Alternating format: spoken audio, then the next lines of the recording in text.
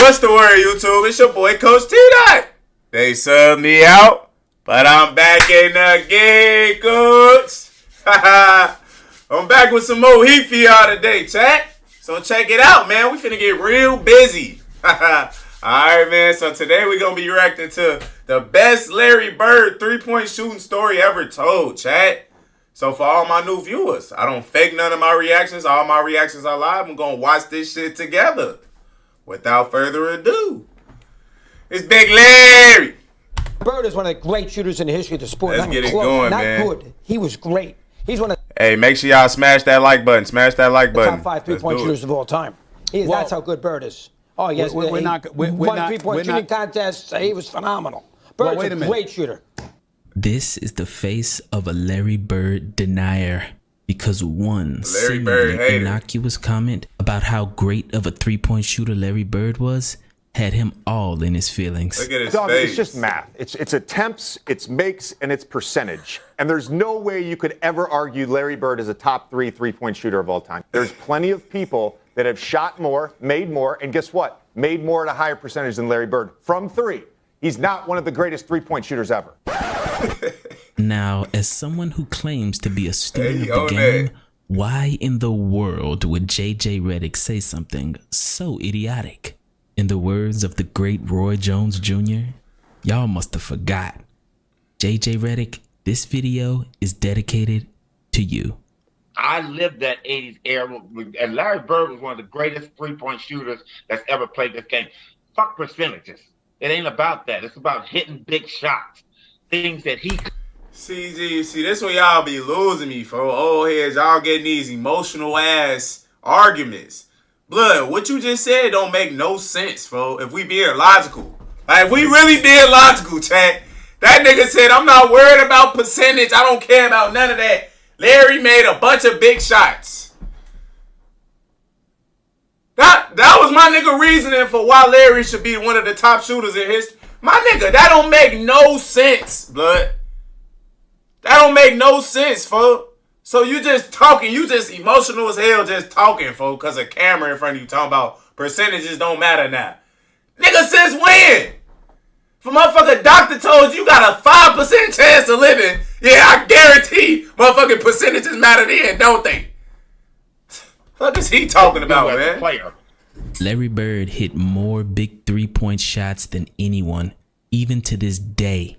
And he did it in supreme fashion, while trash talking every step of the way.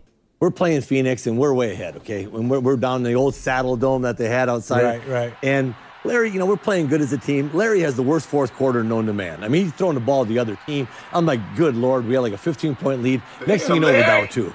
And I'm like, oh, how in the world are we going to lose this game, man? You talking shit about Larry. How in the world are we going to Nigga, lose? you just missed a wide open layup, blood. Man, these niggas be... You dick riding Larry. You out here smoking wide open layups, gang. What is you talking about?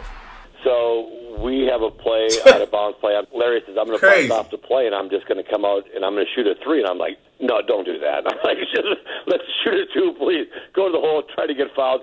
Let's just get into overtime, see if we can't win this game. So, Larry not only tells me that, he walked by the bench and says, typical Birdie, just real slow, fixing to bust a 3 on your guys and go home. And so he breaks the play. Max looking, loops it to Bird. Oh, 1-footer? It's good. The 1-footer, though, chat, is crazy for game, nigga. It's good. Oh, no, fool. And the Celtics win it. Bird hits and the Celtics win it. 103 to 101. A 3-point. Wow. Larry Bird at the buzzer. And he gets the ball, jumps out, busts the play, comes out, gets the ball at the slot, shoots the ball. As the ball's in the air, he kind of turns towards the Phoenix bench and yells, "Told you so!" Takes off running to the locker room. And I just started laughing. I was like, oh, man. That was Birdie. He had the confidence, man. That dude had so much confidence. He talked to the coaches. He talked to everybody. He was talking trash all the time, man. But fun. Great competitor, man. And what Kevin McHale failed to mention is that Larry Bird had not taken a single three-pointer that entire game. Hey, JJ, I hope you're listening. Larry Bird was the first player to make the three-point shot a strategic weapon. You weren't out there taking 14 or 15. He liked to use it as a dagger in the fourth quarter. Nobody else used it as strategically as Larry Bird did. Hey, nah, that's true. That's the crazy part about the evolution of the game. The nigga Larry Bird used the three as like a strategic shot. You heard what he said. He used it as like a dagger. Larry wasn't just chucking up threes the whole game like how they do nowadays. No, niggas was actually getting to it. You feel me? But that's just crazy to think like, nigga, they use three-pointers only specifically like for certain things, G. Unless you was super hot, like Michael Jordan shrug game right here that we watching, you wasn't shooting like hella threes. Like, you wasn't a volume three-point shooter back then. So I totally understand that, man. Michael Jordan understood that shooting too many threes was not the best way to win. Here's Jordan. No follow through, nothing. Hands all open and shit. Did you see that look? When you have that mentality, as I found out in the first game, of making threes, you don't go to the hole as much. You go to the three-point line and you start sitting there waiting for someone to find you. And that's not my mentality. And I don't want to create that because it takes away from all phases of my game. My game is a fake drive to the hole, penetrate, dish off, dunk, whatever. But for some reason, JJ Redick actually thinks basketball is just a math equation. And he couldn't be more wrong. Just because 3 is more than 2 doesn't mean you should jack up a bunch of threes. Larry Bird not only was a great three-point shooter, but he had one of the highest basketball IQs. Hey, if y'all know, this is the infamous Game 7 of the 2019 playoffs when the Houston Rockets missed 29 consecutive threes in the fourth quarter. This is that infamous game, Chad. This is why they talking about it. They're showing these. And even he never averaged over 4 three-point attempts per game. And even he had one of the highest basketball IQs in NBA history. And even he never averaged over 4 three-point attempts per game in any season. But he shot them and made them when they truly mattered. Like in this game, when the Celtics were down by 3 with 7 seconds to go. And then this happened. Another one, folks. It goes now to Bird. Folks, what is to Larry in his one-legged three, man? He is popping that bitch, Chad, like, no cap, folks. That's like his third one in this video. Look, the catch. Look, one dribble, one-legged, right. That shit good. My goodness. And if you think that one-legged three-point shot was luck, well, explain this. Because in that same game, in overtime, with 2 seconds left, and the Celtics down by 1, this happened. Danny Ainge to inbounds for the Celtics, trailing by 1, 2 seconds left. In the another one! Oh, what the fuck? Man, Larry was cold-blooded, man. That's a cold-blooded shot, Jack. There's something to be said for the guy who does it when you have to have it done, as opposed to those guys that can do it for the that's first the 3 third quarters. one. If you see Steph Curry, can you say he's the best shooter that we've ever seen? No, I don't know about that. The thing is, anybody can shoot it when it's tied. It's when you're down 1 or down 2. Wait, hold on, fool. I know that. Right. My nigga Larry. I know this ain't Larry on this motherfucking phone capping right now, chat. Let's hear what he got to say, for I think I just heard some bullshit, G. Let's just go back and see. That can do it for the first 3 quarters. But do you see Steph Curry? Can you say he's the best shooter that we've ever seen? No, I don't know about that. Chat, I'm officially done, folks. I might end up having to just smack the shit out of all these 80s niggas, G, and I might just retire, folks. All right, so I'm going to catch y'all tomorrow. On the stream tomorrow, whatever, but I'm done, G. I'm done with these old heads and all this damn capping, folks. Like, real shit, chat. Like, because it's getting to a point, folks. It's getting to a point to where I'm starting to think that these niggas just, they just unappreciative, folks. Y'all just unappreciative, man. You ungrateful bastards. Yeah, y'all paved the way. Y'all done Y'all paved the way and laid the foundation for the niggas to come after y'all. I appreciate y'all for that. And I love y'all. All y'all old heads. I love y'all for that.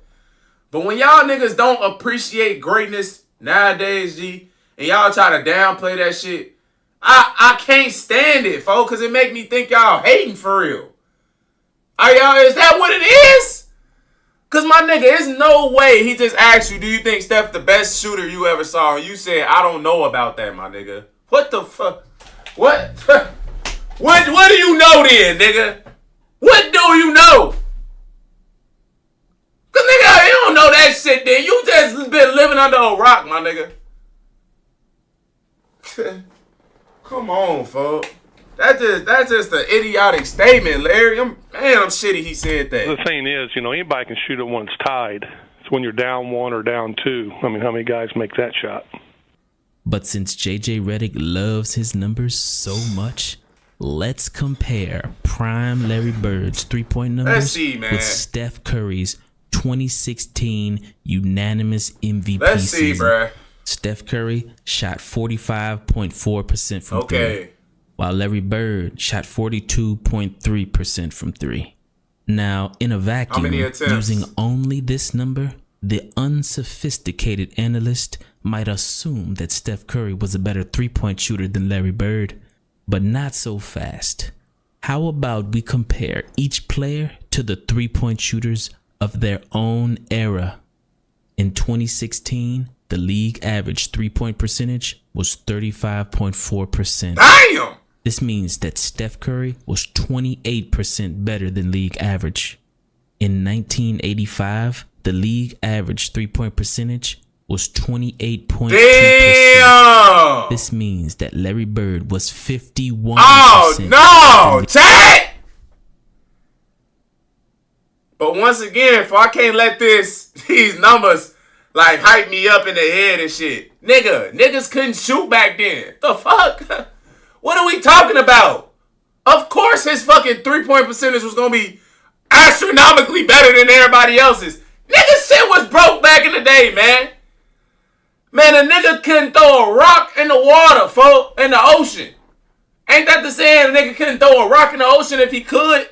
That's how niggas was shooting back then, man. So this stat, I ain't even worried about it no more. But this is very impressive. I'm not taking away nothing from Larry. But my nigga, we talking about the 80s, man. League average. So in reality, Larry Bird dominated the three-point line in his era even better than 2016 unanimous MVP Steph Curry. But numbers don't make an argument. Their only purpose is to supplement what we already know to be true. If the three-point shot was what it is today, back in the 80s, Bird would have scored 50 a game.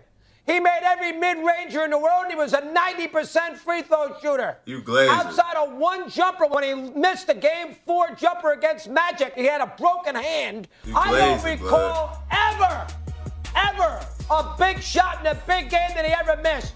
So, answer this question.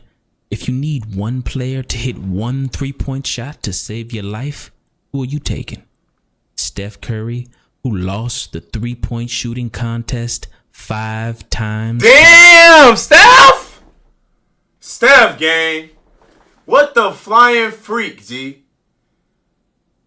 Y'all, I did not know this, man. Yo, Steph. I knew you lost a couple, folks, but you lost 5 three-point shooting competitions, G. Imagine if he would have won all 5 of these. Like, his legacy would have just been automatically cemented as, like, nobody could even fuck with him. But you lost 5 of them bitches, gang. That's a shame, bro. I did not know that. Bird, who won the three-point shooting contest back to back to back. Damn! Pros back then, there were cons back then. But to say anything disparaging about Larry Bird and his perimeter shooting and his three-point shooting, asinine. Like, JJ, he probably beat your ass in a three-point shooting contest today. And though it sounds like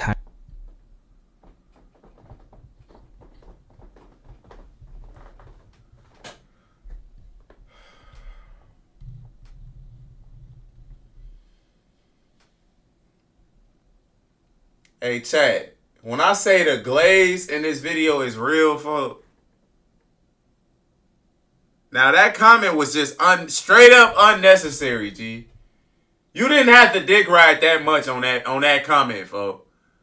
Larry will beat JJ Redick in a shooting competition today game. Man, I ought to take whatever computer or camera, microphone, whatever shit you had in front of you. Man, I ought to break that shit right now, G. Cause who the hell is making asinine comments like that? Talking about motherfucking Larry could shoot, outshoot JJ? Man, you niggas is something else, bro. I swear, man. This is what a 60-year-old Larry Bird did at an Indiana Pacers practice. So the whole team is just stretching, and Larry just walks on the court, grabbed the ball, and started jacking threes like, whoosh, whoosh, whoosh. Like I'm like, I'm looking at everybody. I'm like, do y'all see this right now? And he made like at least 10 in a row threes. What? Like, just in a row, and walked off and sat like he ain't do nothing. Like it was regular. And still got that shit, bro. Looking at us, I'm like, yo, this guy's nice. I'm like, man, that's a legend right there. Hey, no, I ain't gonna lie though. At 60, that's how I plan on being. Like I plan on being that old head nigga. Just step on the court. I'm letting everything fly that touch my hands, folks. No questions asked. If that bitch touch my hands, it's riding. It's gone. You don't even gotta ask. That bitch up.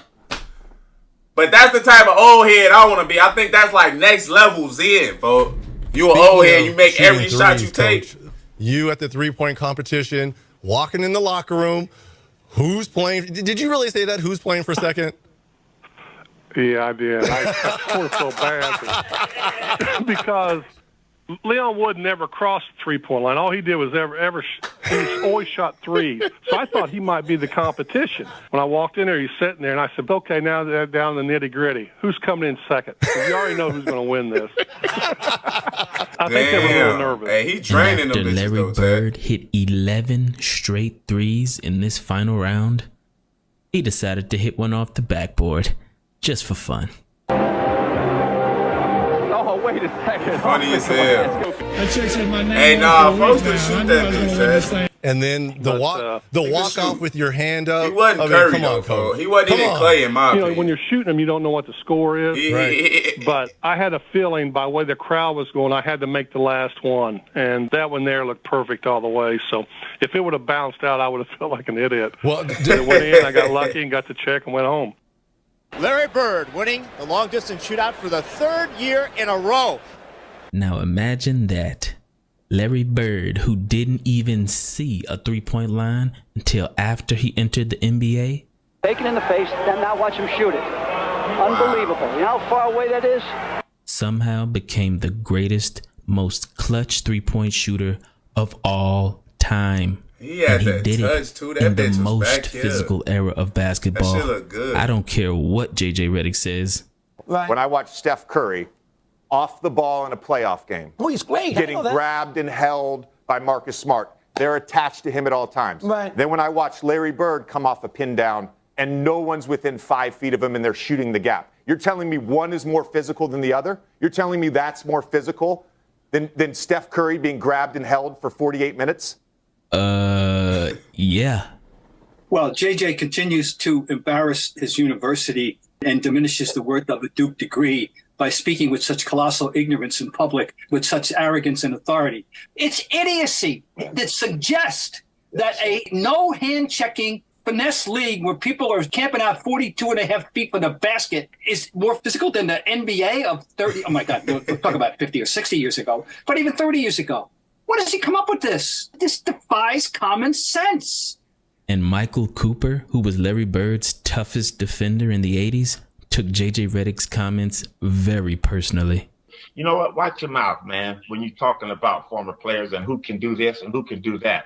Because the game changed in the 80s because it was so physical. In today's NBA, I don't know what game he's looking at. You can't touch the guy.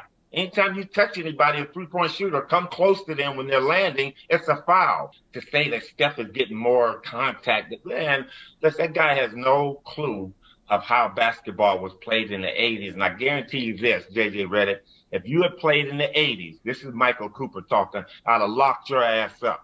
You wouldn't have got a shot off. You wouldn't have got nothing off. You had spent more time on the bench than on the floor. When I was on the floor, you couldn't have played when I was on the court. Hey, yo,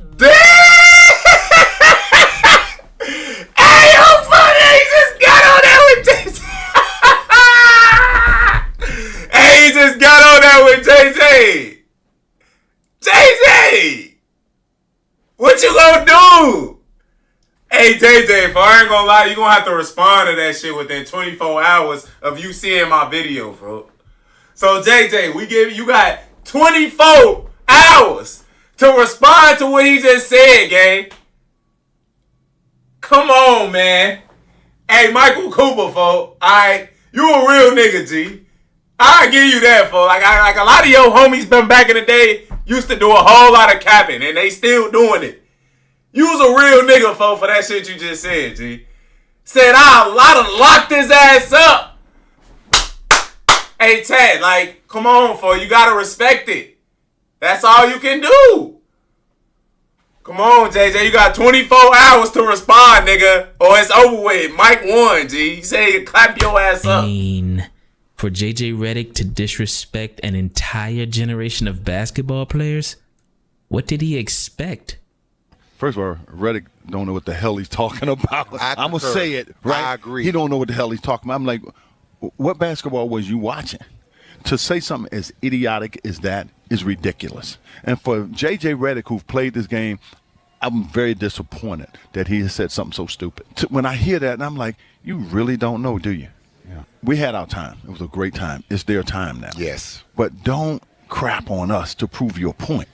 Yeah. Because it doesn't make sense and it's not valid. I don't hate on these guys. You're responding right. Damn! I don't hate on these guys. These guys are great. I just don't like the disrespect. They just dropped that nigga and off, to say man. that about Larry Bird. Oh, I ain't never seen this. You're responding. Right, what the fuck? I don't hate on what these guys. just These guys are happened? great. I just don't like the disrespect. Yeah. Yeah. And to say that about Larry Bird, it's just a stupid comment to make.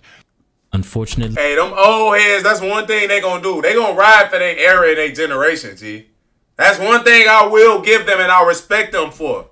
You feel me? They gonna ride for this. Even if they know, even if they watch that film today and see how weak motherfuckers was compared to even if you show them comparison side by side, nigga, this the nowadays basketball, this the 80s. This shit could be way better. Them niggas still gonna try to vouch for their era of basketball, G. That's one thing I do, though. I respect them niggas for that, man. Somewhere they gonna ride for this, for sure. Common basketball knowledge was lost. But hopefully, these Larry Bird stories enlighten you to why the world fell in love with basketball in the first place. And this particular play down is a timeout, and they're coming down, and Larry gets me at the top of the key, and he's walking me underneath this basket. He goes, Cooper, I'm ready to wear your ass out. What? Okay, I get down to my best defensive stance. He goes down the lane. He comes off the left side, and Robert Parrish sets a pick. And we knew the play. We knew what was coming up. And Kareem was ready. And as Larry comes off the pick, shoulder to shoulder with Parrish, and I'm trailing behind him, he catches the basketball right about the elbow. And he gets the ball, and he goes up, and Kareem stops him from turning the corner. Larry catches the ball, he goes up in the air, and here I come. And I'm like, I'm getting ready to smash this shit, man. So I jump up, and I got my hand, and I don't know how Larry got this ball between Kareem and I. Because Kareem had his hands up. I'm coming with my right hand, and he hit a great pass. Like I said, I don't know how he got it to him. Hits Robert Parrish, and Larry looks over his shoulder at me, and he laughs. He said, I told you, motherfucker. And you know what? But it's also had a telling effect on Michael Cooper underneath the basket. They're wearing him out. That's what made Larry larger than life, because if anybody in today's game, maybe Steph Curry comes off that, they force that shot up there. They try to get the shot off, but that's the difference between Larry. That play right there softens you up for the next time. Now Kareem's not going to jump out. Now Larry's wide open and shoot the ball. So I would expect former players to really understand that, but I never ever discount another player at any decade. I hate Larry Bird. but I respect the hell out of that man. And Larry Bird was one of the greatest three-point shooters that's ever played this game. Fuck percentages. It ain't about that. It's about hitting big shots. Nah, that ain't the way to go. That ain't the way to go, Michael Cooper. We ain't the fuck we talking about, man. When the hell ain't percentages never counted, G? When have percentages never counted? Percentages always like what? See, that's that old head state of like arguing, G. They just get the arguing out of emotion. Shit don't be having no logic behind it. Nothing. They just be saying whatever on their mind, folks. Just out of emotion, folks. Alright, out of frustration. But that's the end of the video, man. One thing, like I said, that I admire about these old heads, they gonna ride for theirs, chat. You feel me? If you come at their era, they all gonna come after your ass, folks. So don't say no slick shit and not be able to bag it up, especially if you wasn't like that. You feel me? The reason they coming at JJ Redick is because they think they low-key think JJ wasn't like that. You feel me? I guarantee you if motherfucking LeBron, nigga Steph, KD, any of these niggas came out and said some shit about the 80s, you get me? They ain't gonna be so quick to jump on that nigga because these niggas is elite. Steph, KD, Bron, if they came out and said the 80s was weak, niggas will have to ride with it, folks. Y'all have to rock with it. What y'all gonna say? Man, we was better than... Nigga, it's Bron, KD, and Steph. Shut your goof ass up, man. So that's how I've been coming with them old heads, folks. Like, that's what you guys, sometimes you gotta tell their ass, man, shut up. Shut up, man. That shit ain't making no sense. Your argument don't make sense. Shut up. Alright, but you don't want to be mean and old heads and shit. You gotta be nice to the elderly, folks. So, just let their ass talk sometimes, folks. But they be doing a lot of capping, chat. That's ultimately the end of my point, folks. But, hey, like I said, it's the end of the video, chat. I hope y'all enjoyed it. Make sure y'all like, comment, and subscribe if you're new. It's your boy, Coach Tito. I'm up out of here. I love y'all.